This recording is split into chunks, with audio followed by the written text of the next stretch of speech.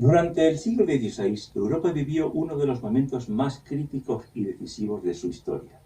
La Reforma Protestante, encabezada por Martín Lutero y Juan Calvino contra la Iglesia de Roma, supuso un cambio de concepción no solo del cristianismo, sino también del poder en sentido amplio.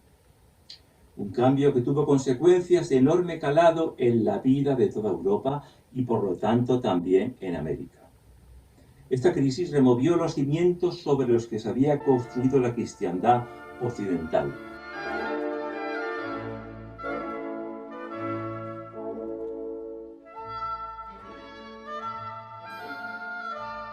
El desafortunado procedimiento de venta de indulgencias del Papa León X movió en principio a Lutero, con cierta razón, pero luego se envalentona y deriva en objetivos políticos, cayendo después en un odio profundo a la Iglesia de Roma y en errores teológicos, expandiéndose el protestantismo como un reguero de pólvora por la extrema ambición económica de la nobleza alemana.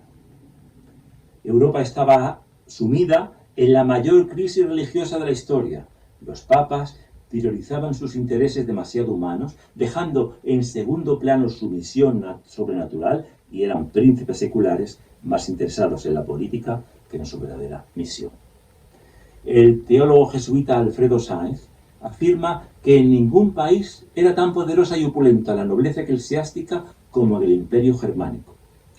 Las desmedidas riquezas del alto clero alemán estimulan a la alta nobleza a aprovechar el momento y hacerse con ellas y ocupar puestos en el episcopado. Al contrario, el clero bajo vivía en condiciones de abandono, ignorancia y corrupción que les predisponían a adherirse a cualquier cambio o revolución. Todo ello mezclado con un sentimiento colectivo nacionalista, ya que en el alma germana había ya un sentimiento marcadamente antirromano.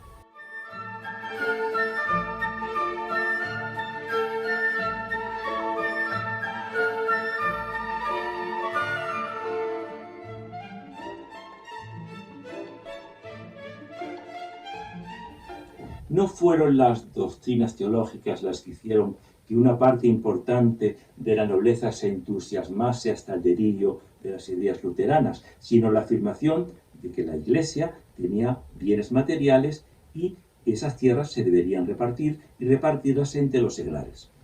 En un primer momento Lutero se decantó por los campesinos que las trabajaban, que ingenuamente le creyeron, pero ya el exmonje agustino se dio cuenta dónde estaba el poder que podía sostenerlo tanto económica como políticamente. Cambió de opinión y apoyó a los príncipes alemanes. Abraham de Bogen, filósofo y marxista, dice que cuando los campesinos tradujeron las tesis religiosas de Lutero a sus reivindicaciones sociales, su autor les traicionó y se pasó al bando de los príncipes y de los terratenientes feudales, haciendo llamamientos en pro del exterminio en masa de los campesinos, ya que en una arenga decía: todo el que pueda debe aplastarlos, degollarlos y ensartarlos como se mata a un perro rabioso. Y fueron muchos los nobles alemanes que acudieron a la llamada de Lutero para aplastar la rebelión campesina y de paso quedarse con las tierras de la Iglesia.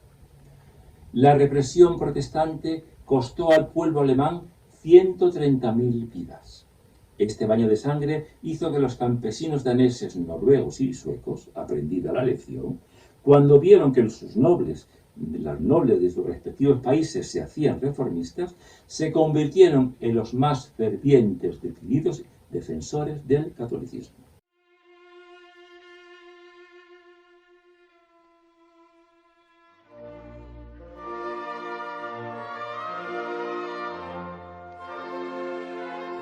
Mientras tanto, en la oscura e intolerante España, según Lutero, los pensadores de la Escuela de Salamanca, con Francisco de Vitoria, abrían camino a la soberanía popular y al Estado democrático, tanto en las universidades de la península como en las de Hispanoamérica. Comenzó a extenderse la doctrina que afirmaba que el depositario del poder, que siempre emana de Dios, es el pueblo, y no el rey, ni la nobleza, por lo que El pueblo conserva siempre el derecho a la revolución, es decir, a destituir al rey si éste no gobierna en beneficio del pueblo. El protestantismo asumió la leyenda negra con el objetivo de acabar con la única nación que asumió desinteresadamente la defensa del cristianismo y de los católicos, cuyos derechos eran avasallados por reyes y nobles que se convertían al protestantismo para quedarse con los bienes de la Iglesia y afianzar su poder político.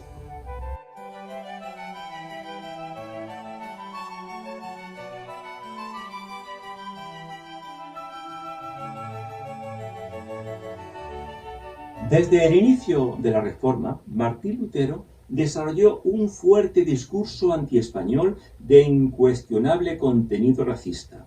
Como señala María Elvira Roca Barea en su libro Imperiofobia, el líder protestante se refería a los españoles con el calificativo de marranos, insulto que provenía de los alemanes, que los alemanes habían tomado prestado a los humanistas italianos. El periodista César Cervera explica el origen de la mala reputación de España en el siglo XV. Esta base racista contra los españoles tuvo su origen paradójicamente en otro pueblo latino. La mala reputación del Imperio Español en Italia, transformada en hostilidad abierta durante el reinado de Carlos I de España, que hundía sus raíces en la expansión mediterránea de la Corona de Aragón a finales de la Edad Media.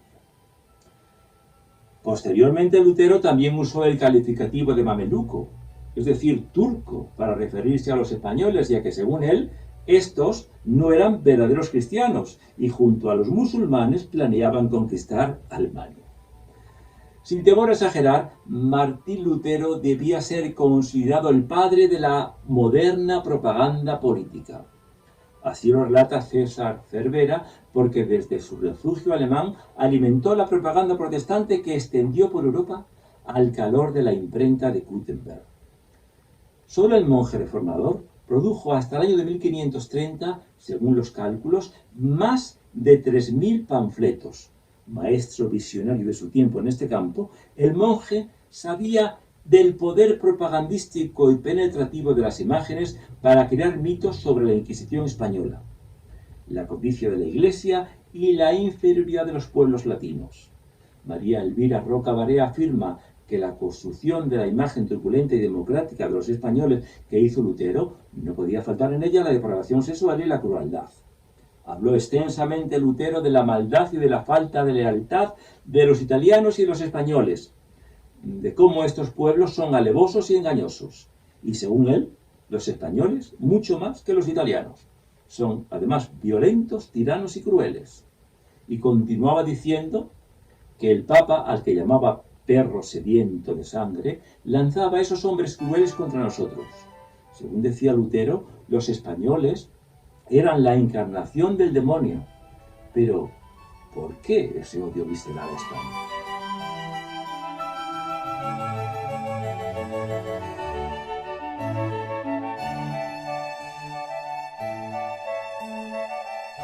La respuesta es bastante obvia, porque Lutero, los protestantes y los nobles debían presentar la guerra civil que habían originado al proclamar la Reforma como una guerra desatada no tanto entre alemanes católicos y alemanes protestantes, sino sencillamente entre alemanes y españoles.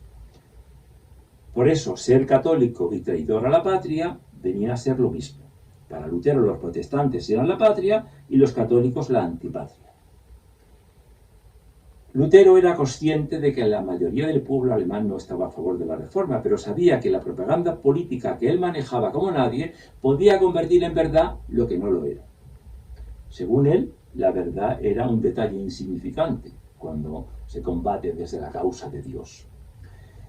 Y como explica Marcelo Gullo Modeo, los protestantes alemanes siguieron el ejemplo de su líder durante un sangriento enfrentamiento con los católicos y lo justificaban diciendo: quien está contra mí está contra Alemania, es un traidor y un antipatriota. Elvira Roca Barea explica que para la propaganda protestante se trataba de una lucha de fuerzas hispano-católicas, esto es, extranjeras, contra germánico-protestantes, que era lo nacional.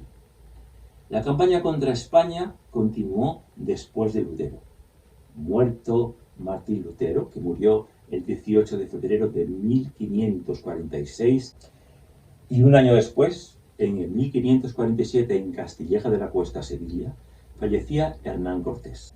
El exmonje alemán, responsable de una guerra que sembró Europa de cadáveres, pasó a la historia como un hombre austero y rebosante de piedad, mientras que el soldado español, que como vimos puso fin al imperio caníbal de los aztecas, lo hizo como un cruel conquistador libidinoso y sediento de sangre y oro. La comparación no es desproporcionada. 130.000 campesinos asesinados por Lutero supone un 1,8% de la población alemana de la época, porcentaje que, si lo trasladamos a la actualidad, implicaría la muerte de casi 900.000 personas, y aún así Lutero es un mito intocable.